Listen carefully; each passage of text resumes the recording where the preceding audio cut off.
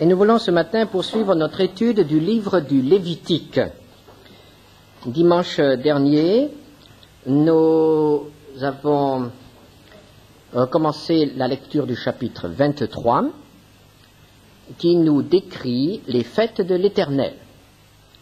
Et nous avons considéré ensemble le premier cycle des fêtes, les fêtes du printemps. Elles sont 4, la Pâque, la fête des pains sans levain qui durait 8 jours, la fête de la gerbe ou des prémices qui durait 1 journée et qui se situait dans cette semaine-là, et enfin, en bout de cycle, la fête de Pentecôte qui se situe donc 50 jours après la fête de la gerbe. Ces fêtes-là, nous l'avons vu, ont trouvé leur accomplissement prophétique dans les temps bibliques. C'est ainsi que la Pâque est la fête du salut, avec la mort de notre Seigneur Jésus-Christ. La fête des pains sans levain trouve sa signification, son accomplissement dans la vie pure que le Seigneur Jésus a vécue sur terre.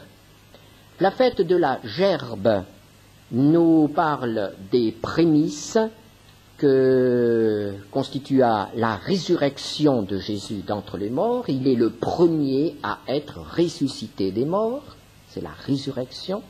Et enfin la fête de Pentecôte avec l'offrande nouvelle, les 2 pains avec du levain, symbolise l'Église. L'Église qui est formée d'une partie par les Juifs et par les païens. Juifs et païens qui acceptent Christ et qui deviennent l'Église.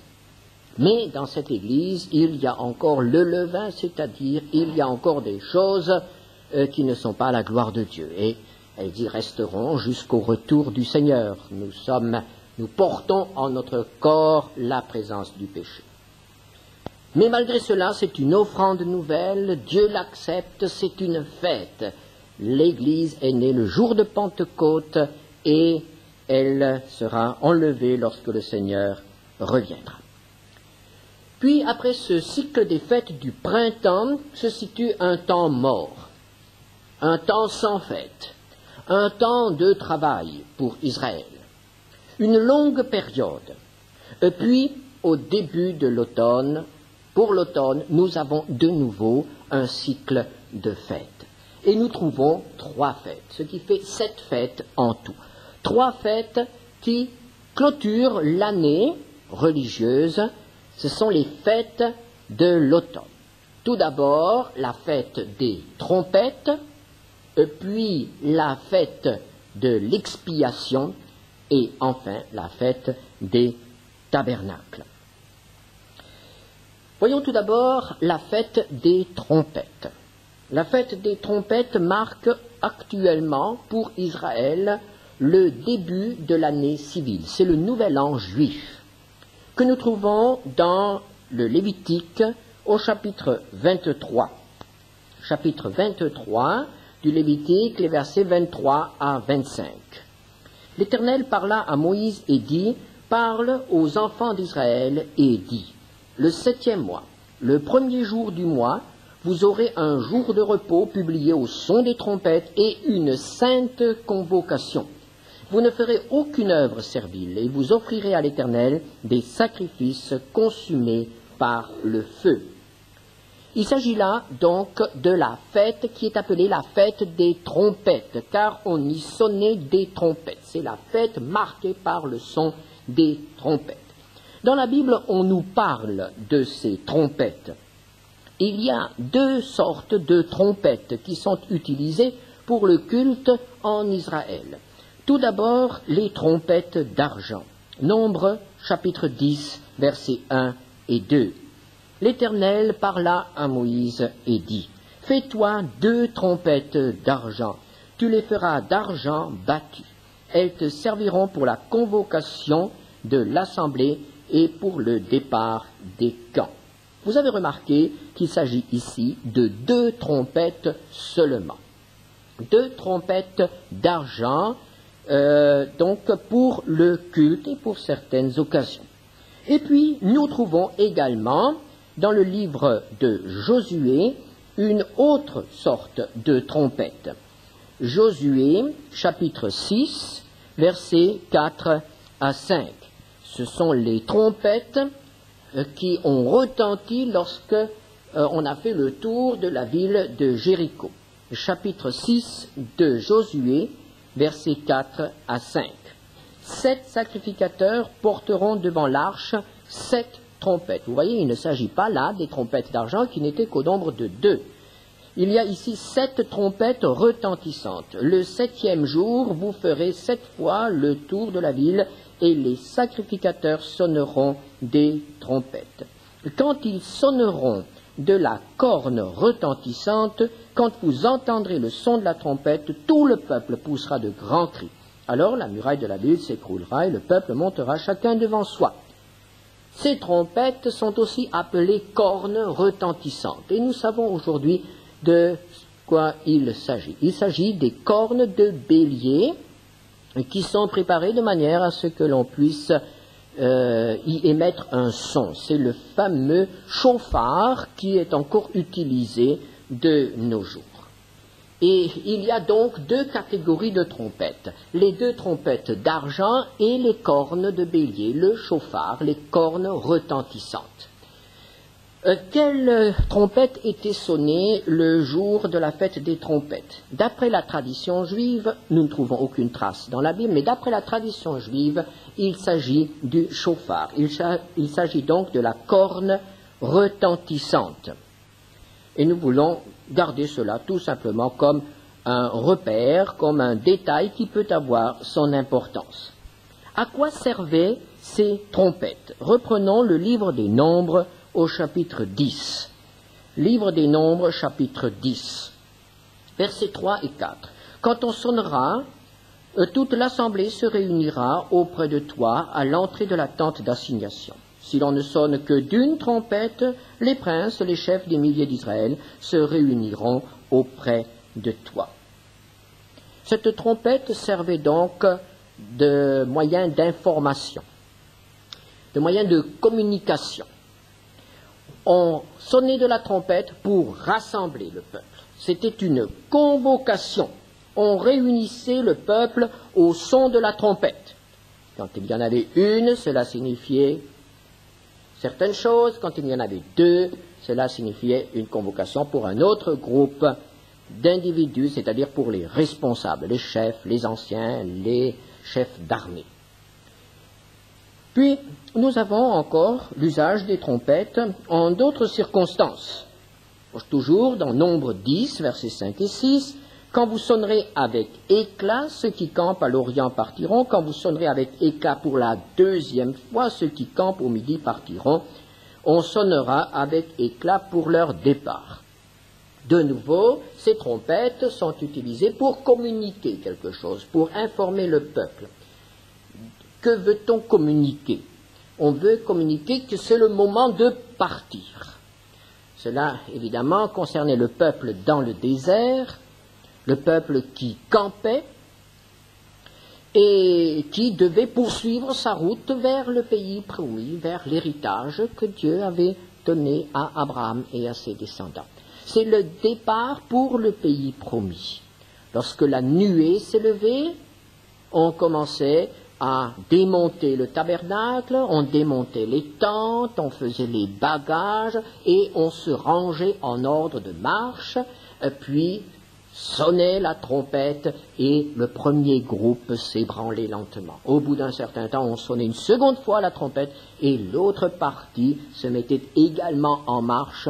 Quand on pense qu'il s'agissait là de centaines de milliers de personnes, il fallait qu'il y ait une organisation. Et c'était les trompettes qui permettaient de maintenir l'ordre et de faire comprendre au peuple que c'était le moment de partir. C'était le moment de se mettre en route pour le pays promis. Et puis nous avons aussi, au verset 9, une autre indication. Lorsque dans votre pays vous irez à la guerre contre l'ennemi qui vous combattra, vous sonnerez des trompettes avec éclat et vous serez présents au souvenir de l'Éternel votre Dieu. Vous serez délivrés de vos ennemis. Donc on sonnait de la trompette dans le temple ou sur le champ de bataille en cas de danger. On sonnait aussi de la trompette, comme nous venons de lire au verset 10, pour nous souvenir, pour nous rappeler au souvenir de l'Éternel. Et elles vous mettront en souvenir devant votre Dieu. Je suis l'Éternel, votre Dieu. Ce sont les trompettes du souvenir. Ce sont les trompettes que Dieu donne à son peuple pour qu'il se manifeste. Ce sont les trompettes qui doivent aller jusque devant le trône de l'Éternel dans le ciel, et alors il se souvient de son peuple avec lequel il a scellé une alliance, et il va agir en sa faveur. Quelle est alors la signification prophétique de cette fête? Voyez-vous, l'Église n'a pas gardé cette fête. Nous ne célébrons pas que nous célébrons Pentecôte, mais nous ne célébrons pas la fête des trompettes. La fête des trompettes n'a pas connu son accomplissement à l'époque où notre Bible a été rédigée. Nous n'avons pas son accomplissement dans la Bible, mais cette fête a une signification prophétique. C'est le signal d'un nouveau commencement. C'est le début d'une nouvelle année, c'est le début d'une nouvelle période. Après être resté longtemps sans fête, Israël commence une nouvelle période. Il y a un nouveau départ. C'est le moment où l'on se met en route vers le pays promis. C'est le moment où l'on sonne des trompettes pour rappeler à l'Éternel des promesses qu'il a faites au Père. Est-ce que nous pouvons dire aujourd'hui qu'historiquement, cette fête a déjà trouvé sa réalisation? Je pense que oui. La trompette a retenti.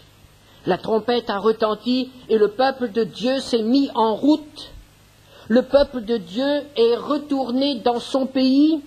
Il est en train d'y retourner dans ce pays qui lui a été donné, qui appartient à Dieu et qu'il a donné à son peuple. Et Israël et les Juifs se sont levés, certains d'entre eux, pas encore tous, mais ils se sont levés et ils sont partis. Et le peuple de Dieu s'est remis en marche. Et il y a eu un nouveau départ. Quand peut-on dater l'accomplissement de cette fête? Il y a évidemment une date qui nous vient tout de suite à l'esprit. C'est la date de 1948, lorsque Israël proclama son indépendance. Mais il y a encore une autre date que, personnellement, je préférerais, c'est 1967. Et nous avons là, en 1967, cette avancée d'Israël qui reprend possession de la ville qui lui appartient, de Jérusalem. Et ce jour-là, j'étais justement en vacances et j'écoutais la radio, les informations, et je n'oublierai jamais ce que j'ai entendu quand le reporter a dit « Voici, ils approchent du mur des lamentations, ils sont au mur des lamentations ». Tout à coup, le monde entier a pu entendre quelque chose. Qu'avons-nous entendu? Un petit son aigrelé qui s'est levé. Un petit son, c'était la corne retentissante. Au monde entier, Israël proclamait « Nous sommes arrivés. Jérusalem est à nous. » La trompette a retenti à ce moment précis. J'ai encore l'enregistrement. Et on peut entendre le son de la trompette, la corne retentissante. Pour ma part, je préférerais donc 1967. Mais l'horloge de Dieu n'est pas à quelques années près. Cependant, je dirais que pour nous, nous avons vécu, notre génération a vécu l'accomplissement de cette première fête du cycle d'automne. Passons maintenant aux autres fêtes du cycle d'automne. Nous trouvons au chapitre 23 du Lévitique, versets 27 à 32. Il s'agit de la fête du jour des expiations. Nous avons déjà eu l'occasion, puisque nous avons consacré tout un dimanche matin, tout un message à l'étude du chapitre 16 du Lévitique, donc du chapitre qui nous parle de ce jour des expiations. Je ne m'attarderai donc pas, mais nous allons simplement relever certaines caractéristiques de cette fête. Verset 26. L'Éternel parla à Moïse et dit, le 10e jour de ce 7e mois, donc 10 jours après, ce sera le jour des expiations. Vous aurez une sainte convocation, vous humilierez vos âmes et vous offrirez à l'Éternel des sacrifices consumés par le feu. Vous ne ferez aucun ouvrage ce jour-là, car c'est le jour des expiations, où doit être faite pour vous l'expiation devant l'Éternel votre Dieu. Toute personne qui ne s'humiliera pas ce jour-là sera retranchée de son peuple. Toute personne qui fera ce jour-là un ouvrage quelconque, je la détruirai du milieu de son peuple. Vous ne ferez aucun ouvrage. C'est une loi perpétuelle pour vos descendants, dans tous les lieux où vous habiterez. Ce sera pour vous un sabbat, un jour de repos, et vous humilierez vos âmes dès le soir du 9e jour jusqu'au soir suivant. Vous célébrerez votre sabbat. Ce qui caractérise cette fête, c'est d'ailleurs l'unique fête de l'année qui est d'abord un jour d'humiliation. Là, ce n'est pas la joie. Au contraire, c'est l'humiliation. Israël pense à ses péchés, aux péchés de l'année.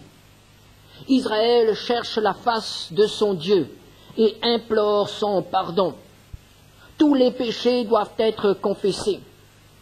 Ils seront déposés sur ce bouc qui va partir dans le désert, emportant ainsi les péchés du peuple.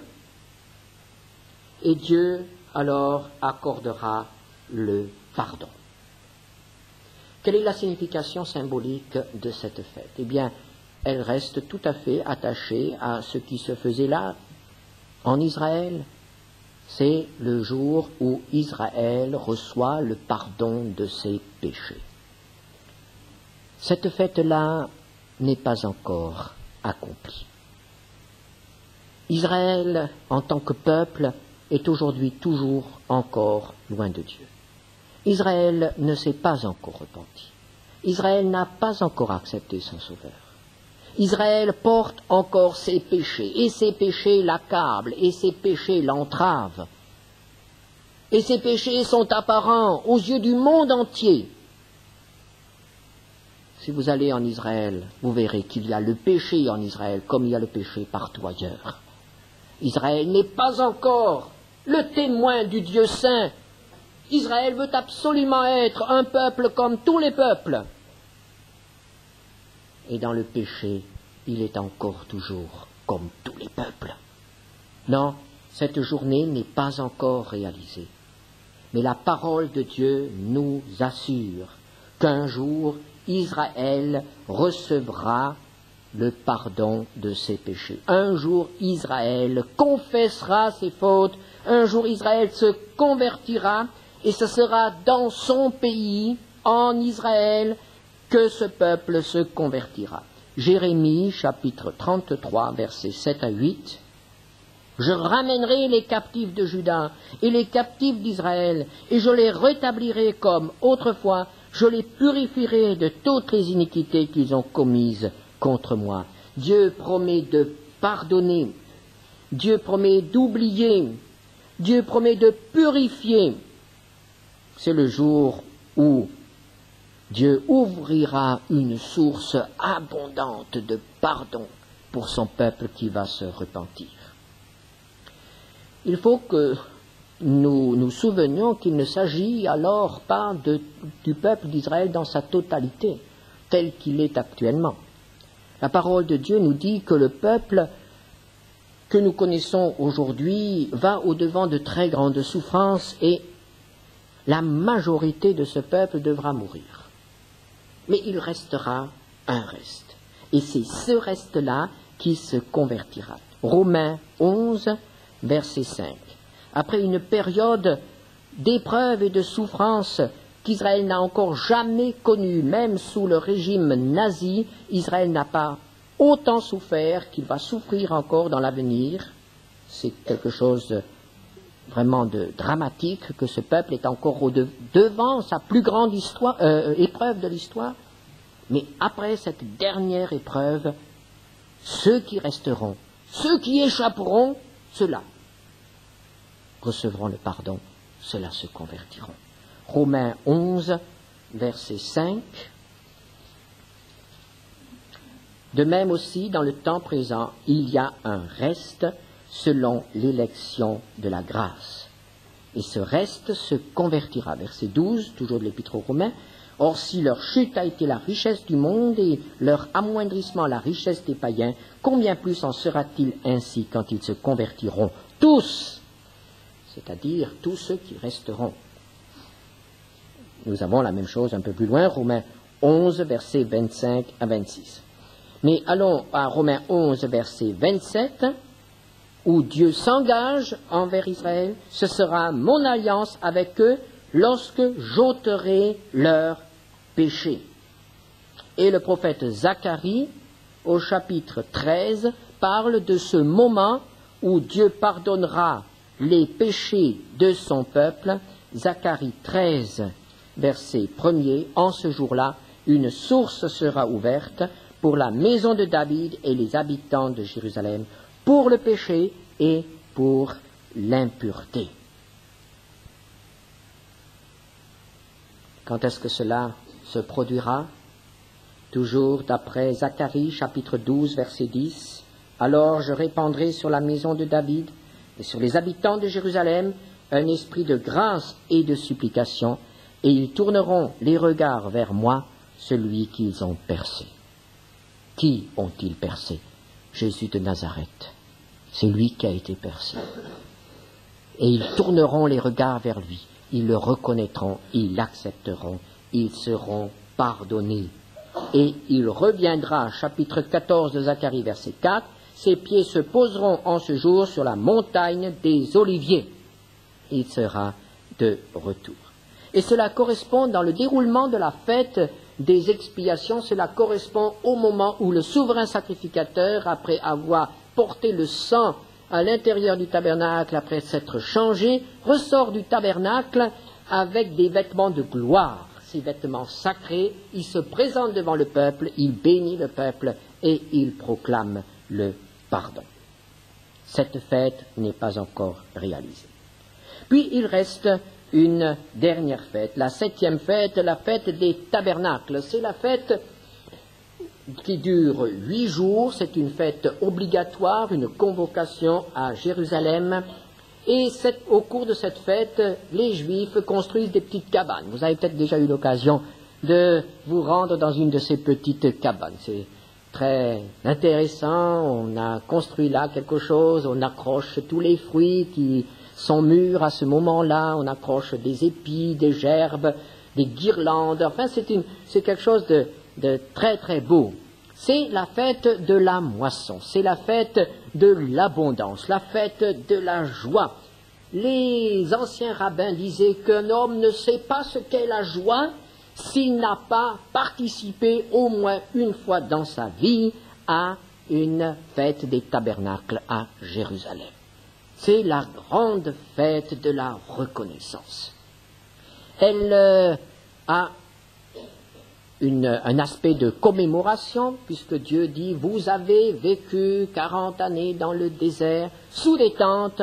Eh bien, quand vous serez dans votre pays, une fois par an, pendant 8 jours, vous mangerez sous des tentes ou sous des cabanes, la fête des tabernacles. »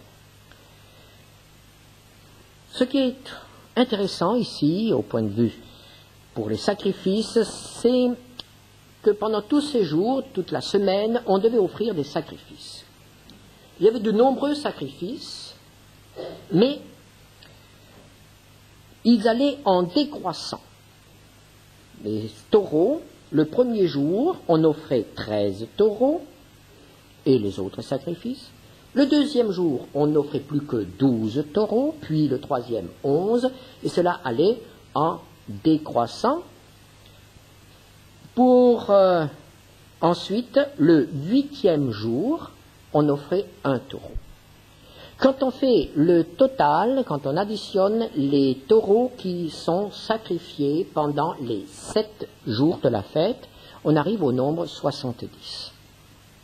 Dans la tradition juive, ce nombre 70 est le nombre des nations. Et la tradition juive dit que cette semaine-là, Israël offre aussi des sacrifices pour les nations. Cette fête des tabernacles a donc aussi une signification pour les nations. Les nations sont incluses dans ce culte d'Israël. Et lorsque nous lisons les prophètes, nous voyons que Zacharie nous dit que pendant le règne de Jésus sur la terre, pendant le millénium, la participation des nations aux fêtes des tabernacles sera obligatoire. Zacharie 14, versets 16 à 19. Cela n'est dit d'aucune autre fête d'Israël. Seule la fête des tabernacles est mentionnée dans ce sens. Zacharie 14, versets 16 à 19. Tous ceux qui resteront de toutes les nations venues contre Jérusalem monteront chaque année pour se prosterner devant le roi, l'Éternel des armées, et pour célébrer la fête des tabernacles. S'il y a des familles de la terre qui ne montent pas à Jérusalem pour se prosterner devant le roi, l'Éternel des armées, la pluie ne tombera pas sur elles. Et dans ce terme de famille, il faut comprendre peuple. Si la famille d'Égypte ne monte pas, si elle ne vient pas, la pluie ne tombera pas sur elle. Elle sera frappée de la plaie dont l'Éternel frappera les nations, qui ne monteront pas pour célébrer la fête des tabernacles. Ce sera le châtiment de l'Égypte, le châtiment de toutes les nations qui ne monteront pas pour célébrer la fête des tabernacles. La fête des tabernacles a donc comme signification prophétique le millénium, le règne de Jésus sur la terre, lorsque Dieu bénit son peuple, lorsque Dieu lui donne enfin tous les fruits, tous les produits de son héritage, c'est l'abondance, c'est la paix pour le peuple d'Israël. Et si les nations veulent avoir part à l'abondance d'Israël, elles doivent venir. Elles doivent venir et s'associer à son culte à Jérusalem. Cette fête-là, évidemment, n'est pas encore accomplie. Pas encore. Il reste donc 2 fêtes à accomplir, si nous comprenons bien la parole de Dieu. Il reste 2 fêtes. Il reste la fête de la conversion d'Israël et il reste la fête du règne de Jésus sur la terre. Ces 2 événements sont encore devant nous. Mais que pouvons-nous retenir ce matin?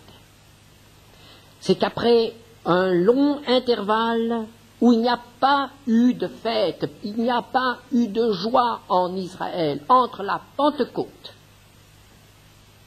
et la fête des trompettes, après ce long intervalle, le cycle des fêtes d'automne reprend. Et vous avez certainement remarqué que cela reprend et se suit très vite. En 15 jours, les 3 fêtes sont là. Eh bien, si nous croyons, si nous pensons reconnaître dans la prise de Jérusalem ou dans l'indépendance d'Israël l'accomplissement de la fête des trompettes, sachons que la conversion d'Israël ne tardera pas et le retour du Seigneur, évidemment, non plus. C'est ce que nous apprennent les fêtes d'Israël. Elles ont leur signification, elles ont leur importance. Et en cette journée de fête, pour nous aussi, remercions le Seigneur de ce qu'il nous ouvre sa parole et de ce qu'il nous donne aussi accès à ces richesses spirituelles qu'il a réservées pour son peuple. Prions ensemble. Seigneur notre Dieu, nous te rendons grâce de tout notre cœur, parce que lorsque tu agis selon un plan que tu as révélé à ton peuple, et que nous avons là, devant nous, dans ta parole. Et ce matin, l'Esprit dit à l'Église que Jésus revient bientôt. Oui, Seigneur, bien bientôt. Amen.